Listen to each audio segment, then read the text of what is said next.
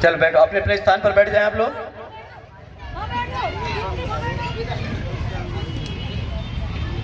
तो साथियों, संयुक्त जयंती है, महात्मा फुले और बाबा साहब डॉक्टर अंबेडकर की जयंती है।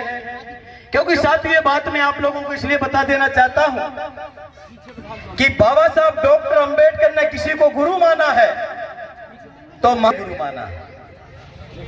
यदि को महात्मा फुले नहीं होते तो मैं समझता हूं कि बाबा साहब भी नहीं होते।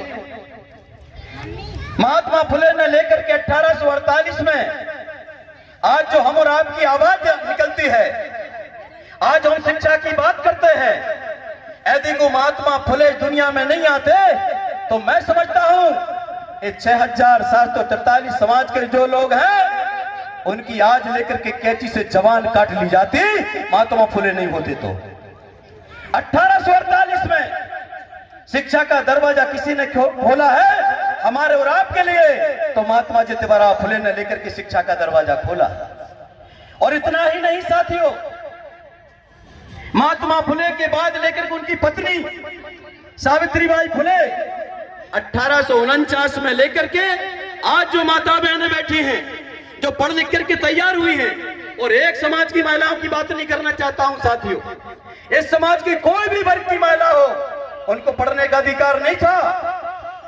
यदि उनको पढ़ने का अधिकार दिया है और देश की पहली प्राइम मिनिस्टर इंदिरा गांधी बनी है, चाहे वो आज सर्वोच्च पद पर, आज जो राष्ट्रपति के पद पर बैठी हैं, द्रौपदी मुर्मू भी यदि किसी की देन है तो साथियों सावित्रीबाई फुले की देन है। और सावित्रीबाई फुले नहीं होती तो द्रौपदी मुर्मू और इंदिरा गांधी जैसी महिला देश की प्रधानमंत्री नहीं बनती। ये बात कहना पड़ेगा साथियों। इसलिए साथियों, साहित्य समाज के शिक्षा वो शेरनी का दूध है, बिल्कुल सही बात है। शिक्षा के बगैर सारी चीजें अधूरी है साथियों। बाबा साहब डॉक्टर अंबेडकर ने कहा था, शिक्षा की बात करी थी, मगर साथियों इसके पहले लेकर के जब बाबा साहब डॉक्टर अंबेडकर लेकर के देश के अंदर, क्योंकि बाबा साहब का जन्म 14 अप्रैल 1891 में लेकर के इस मध्य प्रदेश की पवित्र धरती इंदौर छावनी में महू में लेकर के उनका जन्म हुआ। और जन्म होकर के लेकर के जब उन्होंने देखा इस समाज की हालत को कि भाई मेरे समाज के लोगों, अरे देखने में तो इंसान लगते हो मगर जानवर से बदतर जिंदगी जी रहा है समाज। और बाबा साहब रोया करते थे, इस समाज की हालत को देख करके रोया करते थे। और बाबा साहब बोला करते थे कि जब तक इस समाज को लेकर के मैं जानवर से इंसान का दर्जा नहीं दे दूंगा, जब तक मैं सुख चैन की सांस लेने वाला नहीं। साथियों, बाबा साहब डॉक्टर अंबेडकर ने लेकर के इस समाज की स्थिति परिस्थिति को देखा और बाबा साहब चाहते थे ये देश लगभग 2000 वर्ष गुलाम रहा है और गुलामी हमारे लोगों ने सबसे ज्यादा झेली है। और गुलामी की बात बाबा साहब डॉक्टर अंबेडकर चाहते थे इस समाज को मैं आजादी दे दूं, मगर आजादी मिले कैसे?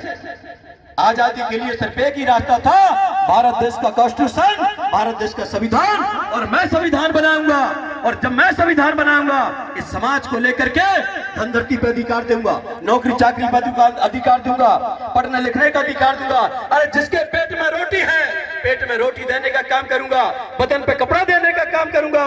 और लेकर के जिनके पास सर छुपाने को झोपड़ी नहीं है उसे झोपड़ी देने का काम करूंगा। और वो बाबा साहब डॉक्टर अंबेडकर ने किया साथियों, वो साथियों किया।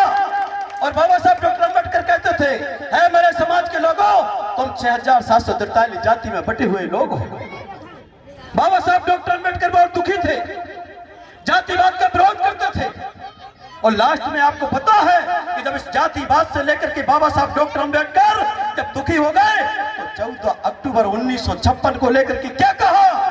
उन्होंने कहा था कि है मेरे समाज के लोगों, मैं हिंदू धर्म में पैदा हुआ हूं, ये मेरे बस की बात नहीं है।